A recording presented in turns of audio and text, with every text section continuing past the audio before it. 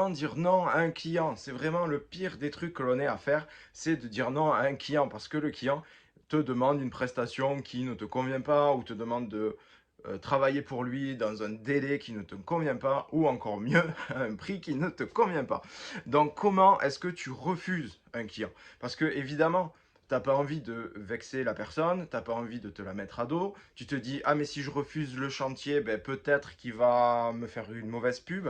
Ou encore pire, et ça on l'a tous eu, mais tous, le client qui te dit, bon, si vous arrivez à faire la prestation que t'aimes pas, le délai qui te va pas ou le prix qui te va pas, ben, si vous me le faites, moi derrière, ben, je vous donnerai d'autres clients parce que j'ai un réseau qui est long comme le bras. Alors ça, ce sont des arguments qui ne valent rien parce que le réseau long comme le bras, franchement, il y a certains réseaux que j'attends encore. Voilà, tout simplement. Le client qui te recommande à d'autres personnes parce qu'il a obtenu une faveur, va forcément partager le tuyau aux autres en disant mais vas-y, dis-lui que tu as du réseau et tu vas voir, il va te faire un prix, il va venir quand tu veux et il va faire une prestation même s'il ne l'aime pas et s'il n'avait pas prévu de la faire, il va quand même te la faire. Donc comment est-ce que tu fais pour refuser tout ça et pour dire non à ton client? Alors déjà, on va identifier deux types de clients. Bah, le client qui est régulier chez toi, qui t'achète régulièrement des prestations, eh bien, en fait, pour lui dire non, tu vas lui dire non, mais on pourrait envisager autre chose. Donc, si c'est par exemple une prestation avec laquelle tu n'es pas d'accord du tout, comme par exemple poser un gazon synthétique, toi, c'est pas du tout tes valeurs, eh bien, tu dis, mais non, je ne peux pas vous poser un gazon synthétique. Par contre, je comprends très bien que vous ayez une envie de limiter l'entretien de votre espace pelouse et je vous proposerai une alternative plus naturelle soit en mettant un gazon alternatif que l'on ne tond que une ou deux fois par an, soit en mettant un robot tondeuse en place, par exemple, et tu montres bien que un dans l'autre, et bien en fait, la solution que tu proposes a un avantage supérieur. Donc ça, c'est pour une prestation avec laquelle tu n'es pas aligné, tu vas proposer une alternative. Donc ça marche avec les clients qui sont habituels chez toi, mais ça marche aussi avec les nouveaux clients. Et c'est quelque chose, quand c'est un nouveau client, que tu dois clarifier dès le premier contact au téléphone.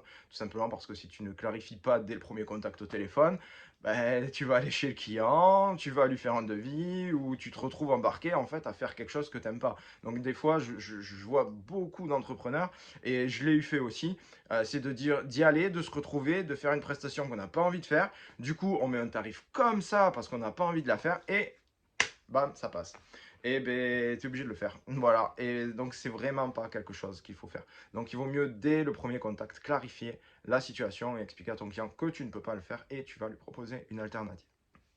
Maintenant, voyons le cas où le client te propose de faire une prestation, mais dans un délai qui ne te convient pas. Donc, c'est pas la peine de faire des couches supplémentaires de planning parce que de toute façon, tu n'arriveras pas à les tenir et tu décevras, quoi qu'il arrive, ton client en évitant de lui dire non une première fois. Ben, en fait, tu vas le décevoir encore pire en suivant. Donc, ce que tu vas pouvoir faire à ce moment-là, c'est de proposer une alternative de temps. De dire, ben voilà, moi, mon planning, il est complètement full jusqu'à telle date et je vous propose de faire les travaux à telle autre date. Si le client te dit non, ben, ce n'est pas très grave en fait, puisque de toute façon, tu auras de nouveaux clients pour remplir ton planning plus tard. Donc ne t'inquiète pas et passe à autre chose et continue d'être focalisé sur ce que tu avais prévu initialement, parce que les clients qui t'ont déjà dit oui, qui t'ont déjà signé les devis, en fait, eux, ils attendent à ce que tu fasses la prestation au maximum dans le délai que tu leur as promis. Et donc, c'est eux que tu satisferas. Et c'est eux que tu veux satisfaire, puisque c'est eux actuellement qui t'ont signé les devis. Donc vraiment, c'est pas la peine de faire des couches de planning, reporte plutôt les chantiers. Et c'est comme dans le premier cas, c'est-à-dire que si tu reportes le chantier, trouve un argumentaire pour dire que ce sera une meilleure période pour le faire. Je te donne un exemple, si tu fais, on te demande un gazon au mois de mars, mais ton mois de mars il est complet, tu es complet jusqu'au mois de juin, tu sais très bien qu'après tu feras pas de gazon, que ça va être très compliqué, eh bien tu vas proposer une alternative en octobre ou novembre, qui en plus est une meilleure période pour faire les gazons. De la même manière, si octobre et novembre est complet, tu peux dire, bien, on pourra le faire au printemps et vous en profiterez au tout début de l'été. Donc voilà, à chaque fois, tu vas pouvoir trouver une alternative à proposer à ton client. Et si le client te dit ben, que lui, ça ne lui va pas, eh bien, sache que toi non plus, ça ne te va pas de le faire à l'avance. Et donc, en tout cas, de surcharger ton planning. Et donc, tu vas lui dire que ben, tu vas pas pouvoir répondre à sa demande. Et alors, qu'est-ce qui se passe quand tu ne peux pas répondre à sa demande et que c'est fini et qu'il n'y a pas d'autre solution? Eh bien, c'est le troisième point que l'on va voir ensemble, c'est que tu vas lui proposer quelqu'un d'autre. Propose-lui une entreprise qui est en train de se monter, un petit jeune qui est en train de chercher du travail. Propose-lui de faire une grosse partie des travaux, par exemple, par une autre entreprise. Et toi, mettons que la finition, si tu peux le caler dans ton planning, sur des demi-chantiers, par exemple. Propose toujours une alternative et ne ferme jamais la porte avec un nom ferme. Parce que si tu lui proposes quelqu'un d'autre, en fait, il va sentir que tu prends soin de lui, même si tu ne peux pas réaliser la prestation. Et donc, tu auras toujours un avis positif de la part de cette personne.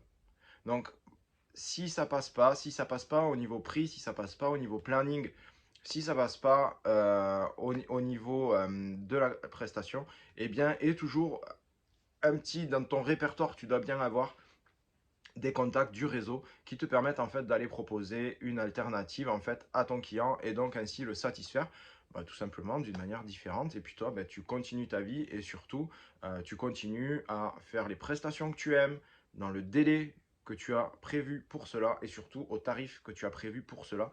Et sache que ce n'est pas le client qui te dicte quoi que ce soit. Et quand ça devient le cas, en fait, tu mets ton doigt dans un engrenage que tu ne maîtrises pas et qui va te manger tout le bras. Donc, ce n'est pas le client qui décide sur ce type de choses, c'est toi qui décides de ton planning, de tes tarifs et des prestations que tu décides de faire. J'espère que cette vidéo t'a été utile. Alors, comme d'habitude, si c'est le cas, mets-moi un petit commentaire en bas, passe à t'abonner pour ne pas rater les suivantes et je te dis à très vite pour une prochaine vidéo. Salut, ciao!